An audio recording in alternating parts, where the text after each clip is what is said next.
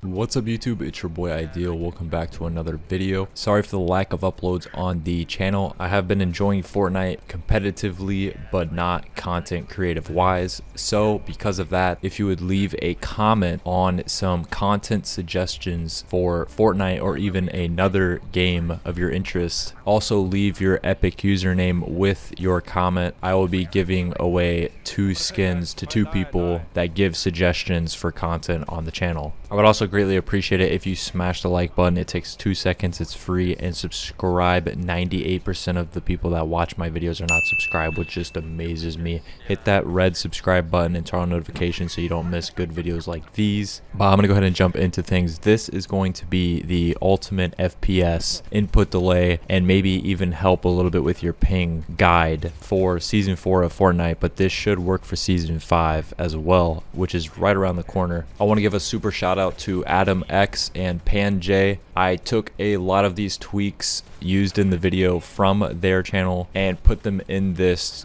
guide because I believe some of the things they have actually significantly helped my PC, but I have thrown in a lot of new tweaks to go along with it, and all of these together should make your game feel absolutely insane. Okay, make sure you guys are using code IDEAL in the Fortnite item shop, and I'm gonna go ahead and get into things. First things first, this guide is for consoles and PC, but it mostly revolves around PC, and that's what we're going to be starting with. If you're here and you're on console, I'll put a timestamp on the screen to take you where you need to be. There's a file in the description called Code IDEAL, which includes all these files right here, but there's a lot of other things that are not in here that you're going to need to do. So I'm going to run through some basic stuff first. What you want to do is open up Geforce Experience. If you don't have it, you can download it from Google, and you're going to click on drivers, check for updates. Make sure you have the most recent driver installed. You can go to settings. I'm using in-game overlay to actually record my screen. If you don't use this for shadow replay or anything like that, you actually want to turn this off by unchecking this green dot. That'll give you a lot more FPS when you're playing Fortnite. For the next step, we're going to go ahead and type in graphic settings in the bottom left bar, and you can see this option called hardware accelerated GPU scheduling. You want to turn this on. This is with one of the newest Windows updates, so if you don't have this option, make sure you have your Windows updated. And then we're going to go to choose an app to set preference. We're going to click on browse, and then from here you're going to click on this PC, and then you're going to go to the top right bar, and you're going to type in Fortnite client and then hit search, and it's basically going to look for where your Fortnite is installed, and you're going to click on this one, just shipping. And as you can see, I already have it added, and you're going to click on it, go to options, and put it on high performance. Hit save. Once you have that completed, you want to go down to the bottom left again, type in game mode, settings. Actually turn this on, and then go to Xbox game bar, and you want to make sure this is turned off. So now we're going to open up the Epic Games launcher. You're going to click on settings, and then you're going to scroll to the bottom, go to Fortnite, and then here you're going to want to click on add additional command line arguments. Go to your code IDEAL file, double click on launch options, and then we're going to go ahead and right click the bottom bar, click on to task manager, click on performance, go to CPU, and then here you're going to see logical processors. Just remember this number, so I have 8, so I'm going to change this to 8, and then I can go ahead and copy this whole line, and we're actually going to paste this whole line in here. I'm not sure if this actually does a whole lot. I don't even know if it does anything, to be honest, but I did it. It might have helped. Just test it out if you would like. For the next thing, we're going to go to registry tweaks. This is pretty easy. You're just going to go through the list, and then there's a revert if you need to revert any of this. So we're going to go to thread priorities. If you're Nvidia or AMD, double click on the one that you are, and we're basically just going to run through all of these and click yes. Once you're done with that, you're going to go to config. I would go to recommended. DX11 I would recommend using over DX12 unless you have a really good computer. Click on your Windows key and R at the same time, and we're going to type in %app data %, hit enter. And then from here, you're going to click on app data, local, go to Fortnite game, go to save, go to config, Windows client, and you're going to drag these files into here, and you're going to replace the files that are in here. You can close out of that once you do that. Now for GPU settings, follow whatever you have. For Nvidia, I basically just copied all of my settings that I have going. So basically I have pictures here to show you exactly what to set everything to. in your 3D settings. So you should just copy over all of this, and then go to adjust video color settings and go to use with Nvidia settings, go to advanced and put it on limited. You're also going to need to go to change resolution, scroll down, use Nvidia color settings, and we're going to change this to RGB, and we're going to change this to limited.